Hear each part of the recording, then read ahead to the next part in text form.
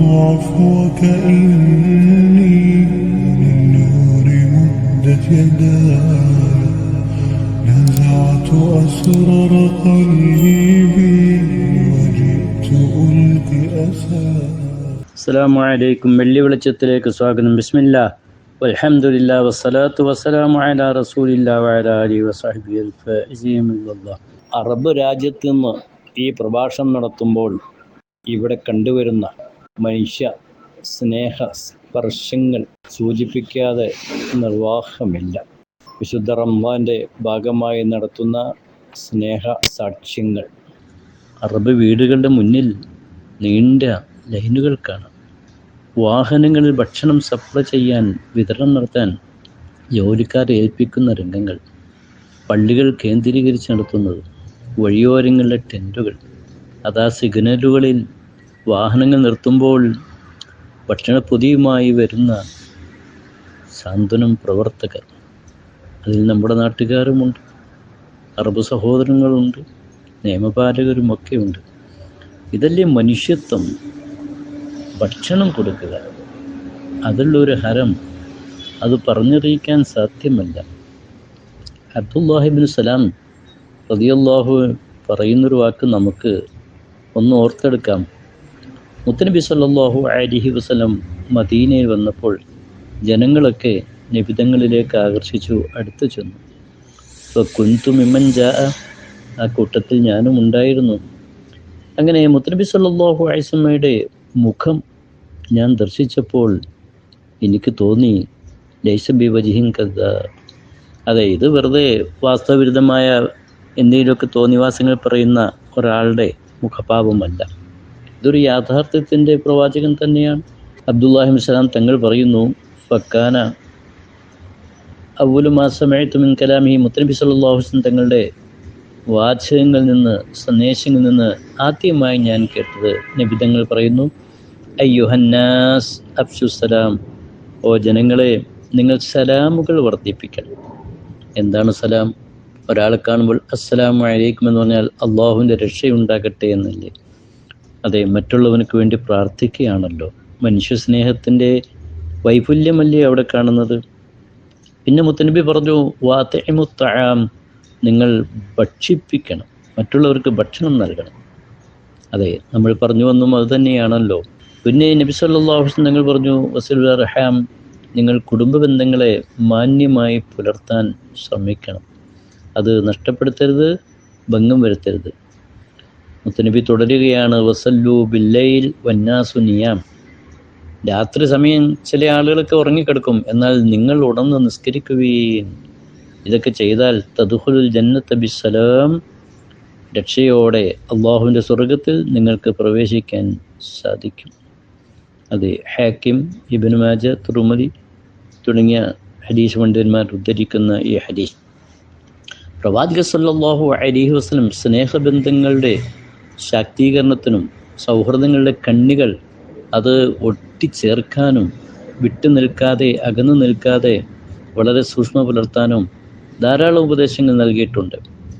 അതിൽ സലാമുകൾ വർദ്ധിപ്പിക്കുക, ഒപ്പം ഭക്ഷണം നൽകുക അതിൽ ഒന്നാണ്.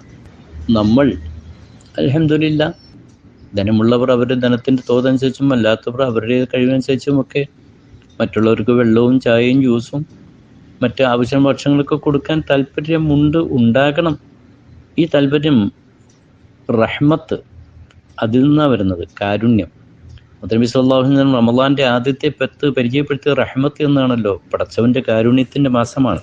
നമ്മൾ എല്ലാവരും അല്ലാഹുമ്മ റഹ്മിനി യാ റഹ്മർ റഹീമീൻ, അല്ലാഹുവേ റഹ്മത്ത് നൽകണേ, കാരുണ്യം നൽകണേ, കരുണ ചെയ്യണേ. ഈ കരുണ അല്ലാഹുവിൻ്റെ റഹ്മാൻ റഹീം എന്ന വിശേഷണമാണ്. അല്ലാഹു എല്ലാവർക്കും കരുണ ചെയ്യും. ആഖിറത്തിൽ ചെല്ലുമ്പോൾ പടച്ചവന് വഴിപ്പെട്ടവർക്ക് പ്രത്യേകമായി കരുണ ചെയ്യും. ബിസ്മില്ലാഹിർ റഹ്മാനിർ റഹീം അർത്ഥം ആലിമീങ്ങൾ, ഉസ്താദ്മാർ നമുക്ക് കണ്ടുപിടിപ്പിച്ച് തന്നതാണല്ലോ. എന്നാൽ ഈ കാരുണ്യം പടപ്പുകൾക്കും ഉണ്ടാകണം. മുത്തനബി സല്ലല്ലാഹു അലൈഹി വസല്ലം തങ്ങളെക്കുറിച്ച് ഖുർആൻ പരിചയപ്പെടുത്തുന്നതൊക്കെ മുത്തനബിക്കും ഈ ഗുണമുണ്ടായിരുന്നു. എന്ന് പറഞ്ഞാൽ മുത്തനബി കാരുണ്യം തന്നെയല്ലേ? മറ്റുള്ളവരുടെ വിഷമം നബിതങ്ങൾക്ക് ഓർക്കാൻ സാധ്യമല്ല. ഖുർആൻ അത് പറഞ്ഞല്ലോ, അസീസുൻ അലിഹി മാനിത്തും, നിങ്ങൾ വിഷമിക്കുക എന്നത് നബി സല്ലല്ലാഹു അലൈഹി വസല്ലം തങ്ങൾക്ക് സഹിക്കാൻ സാധ്യമല്ല. അതാ നോക്കൂ, പല സംഭവങ്ങളുമുണ്ട്. ഒരു കാര്യം ഹദീസ് റിപ്പോർട്ട് ചെയ്യുന്ന നമുക്ക് ശ്രദ്ധിക്കാം.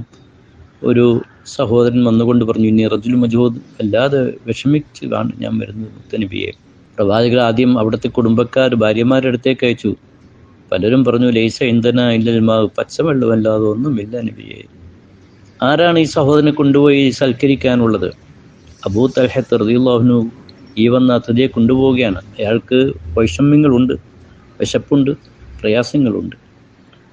അവിടെ ചെന്നപ്പോൾ അല്പം ഭക്ഷണമേ ഉള്ളൂ കുട്ടികൾക്കുള്ളത്.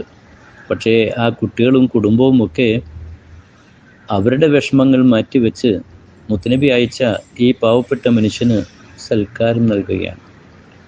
പിറ്റേ ദിവസം മുത്തനബി സല്ലല്ലാഹു അലൈഹി വസല്ലം തങ്ങൾ അബൂ തൽഹ തങ്ങളെ കണ്ടപ്പോൾ അങ്ങോട്ട് പറയുകയാണ്, ഓ അബൂ തൽഹ, ഇന്നത്തെ സൽക്കാരം വല്ലാത്ത സൽക്കാരം, അള്ളാഹു അത്ഭുതപ്പെട്ടിരിക്കുന്നു. അഥവാ നിങ്ങളുടെ ആ ളിയാഫത്ത് പടച്ചവൻ അതിനെ കബൂലാക്കിയിരിക്കുന്നു എന്നാണ് പറഞ്ഞത്. ഭക്ഷണ വിതരണം, വെള്ളമായാലും അല്ലാത്തതായാലും അൽഹംദുലില്ലാഹ്, ഇപ്പോൾ നമ്മുടെ കേരളത്തിൽ സാന്ത്വനം വളരെ മഹിതമായ സേവന രംഗത്തുണ്ട്. അഹ്ലുസുന്നത്ത് ജമാഅത്തിൻ്റെ ആയിരക്കണക്കിന് പ്രവർത്തകർ അണിനിരന്നു ഗൾഫ് നാടുകൾ നടത്തുന്ന സാന്ത്വന പ്രവർത്തനങ്ങൾ മാതൃകാപരമാണ്. വേറെയും പല പൊതുപ്രസ്ഥാനങ്ങളൊക്കെ ഈ രംഗത്ത് മാതൃകാപരമായ നിലപാടുകൾ, മാതൃകകൾ സ്വീകരിച്ചതൊക്കെ നമ്മൾ എടുത്ത് പറയേണ്ടതാണ്. സാന്ദർഭികമായി ഇവിടെ സൂചിപ്പിച്ചത് അറബ് രാജ്യത്തുള്ള സഹോദരന്മാരുടെ ഹൃദയ വിശാലതയാണ്. ആ ഹൃദയ വിശാലത കൊണ്ടാണല്ലോ നമ്മുടെ മലയാളികളും ലോകത്തിൻ്റെ നാനാഭാഗത്തും ലക്ഷക്കണക്കിന് ആളുകൾ ഇവിടങ്ങളിൽ വന്ന് ജോലി ചെയ്യുന്നു, സമ്പാദ്യമുണ്ടാക്കുന്നു, അവരവരുടെ നാടുകളിലേക്ക് സമ്പാദ്യം അയക്കുന്നു, സ്വന്തം കുടുംബങ്ങളുടെ കാര്യങ്ങൾ വളരെ ഭംഗിയാക്കുന്നു, വേണ്ടതൊക്കെ സമാഹരിക്കുന്നു.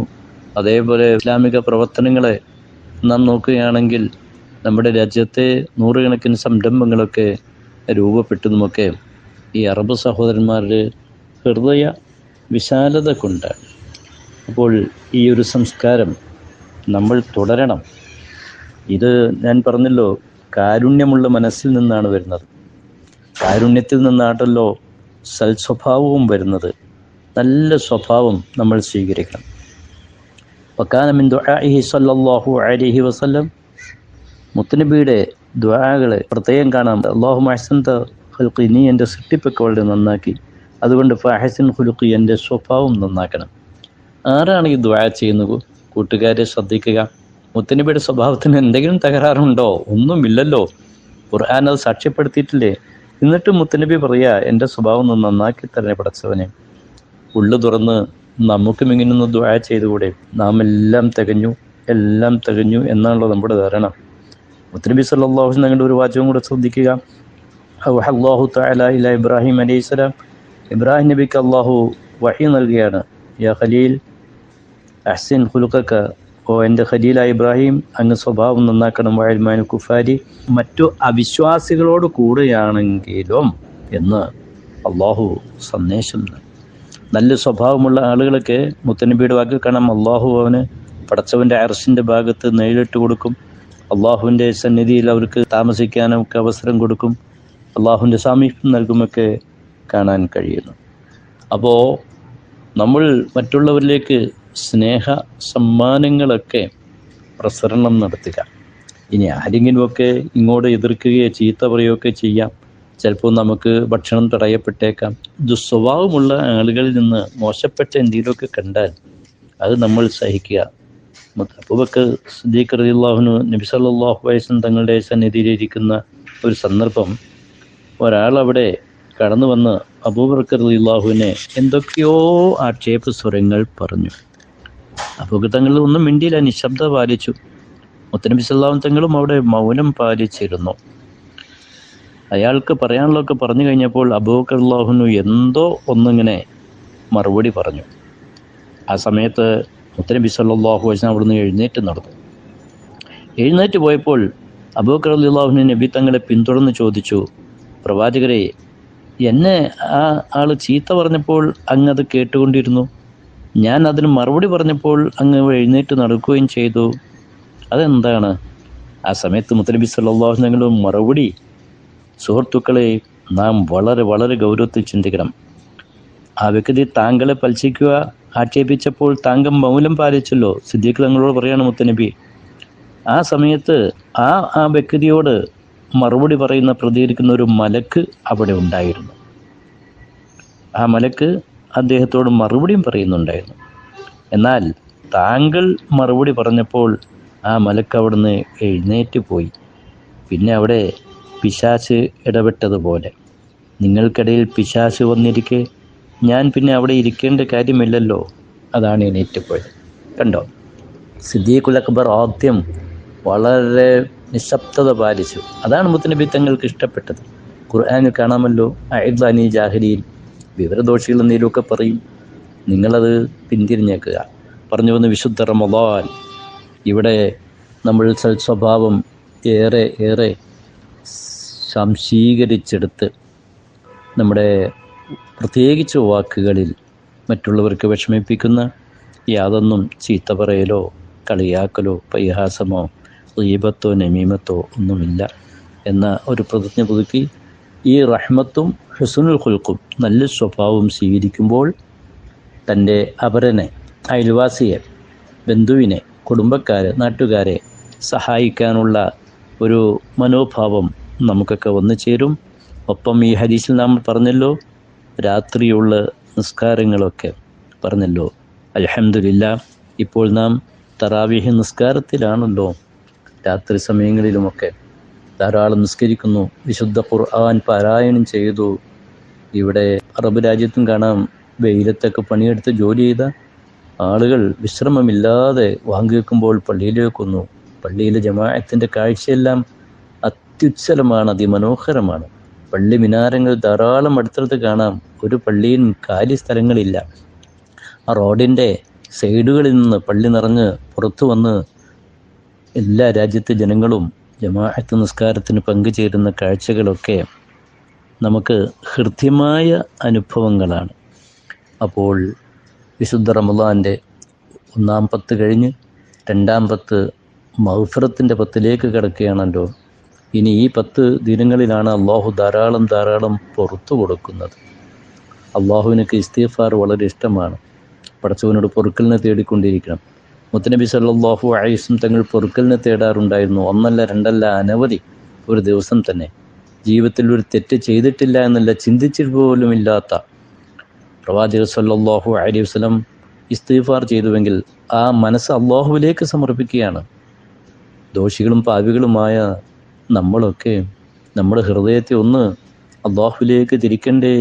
മുത്തനബി തങ്ങളിൽ നിന്ന് കണ്ട, മുൻകഴിഞ്ഞ മഹത്തുക്കളിൽ നിന്ന് കണ്ട മാതൃകകൾ ചെറുതായിട്ടെന്നെങ്കിലും ഒന്ന് ആവർത്തിച്ച് ഓർത്തെടുക്കാൻ, അതിൽ നിന്ന് എന്തെങ്കിലും പ്രചോദനം ഉൾക്കൊള്ളാൻ, ജീവിതത്തിൽ പകർത്താൻ നമ്മളെല്ലാം ശ്രദ്ധിക്കണ്ടേ? അതുകൊണ്ട് തന്നെ എൻ്റെ പ്രിയപ്പെട്ടവരെ, വരാനിരിക്കുന്ന ഇനി ദിവസങ്ങളിലെ ഓരോ നിമിഷങ്ങളും അള്ളാഹുവിൻ്റെ പൊരുത്തത്തിലും സ്മരണയിലും നിസ്കാരത്തിലും ഖുർആൻ പാരായണത്തിലും ദിക്ർ ദുആയിലും ഒപ്പം ജനസേവനത്തിലുമായി നമ്മൾ വിനിയോഗിക്കാൻ, ആ രീതിയിൽ നമ്മുടെ മനസ്സുകളെ പാകപ്പെടുത്തിയെടുക്കാൻ എല്ലാവരും ശ്രദ്ധിക്കണം. ജഗന്യന്താവായ അള്ളാഹു അനുഗ്രഹിക്കട്ടെ. വാഹിറു ദഅ്വാനാ അൽഹംദുലില്ലാഹി റബ്ബിൽ ആലമീൻ.